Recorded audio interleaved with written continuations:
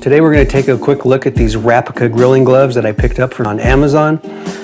16 inches in length, heat rated up to 932 degrees. We're going to go subject them to open flame doing some flap state. Let's go check it out. Besides heat resistance, dexterity is my #1 priority in a grilling glove.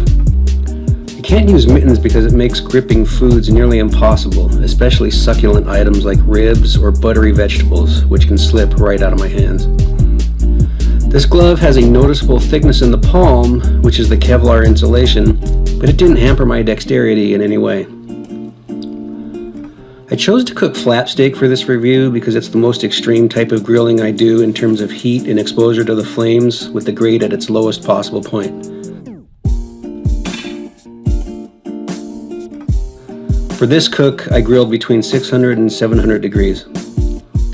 At one point, I left my hand on the cast iron chimney piece for 30 seconds before feeling heat, and I did the same thing on the side of the hot egg. I deliberately reached to the furthest point on the grill to flip a thin piece of steak with my finger. Typically, I probably wouldn't grab meat like this. It would more likely be vegetables, but I wanted to grab something very thin to make sure I could do it easily.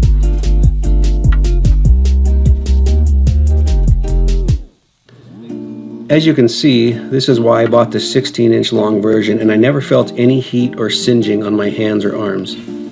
I was very impressed with these gloves. I'm going to give these gloves 5 stars. Had dexterity, kept the heat off my forearms and my hands, easy to use, and plus, really damn good looking. HereToGear welding gloves have many uses.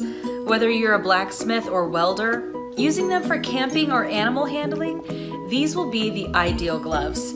They are heat resistant and fireproof, and made of soft leather. It even has a comfy cotton liner inside, and they're very durable.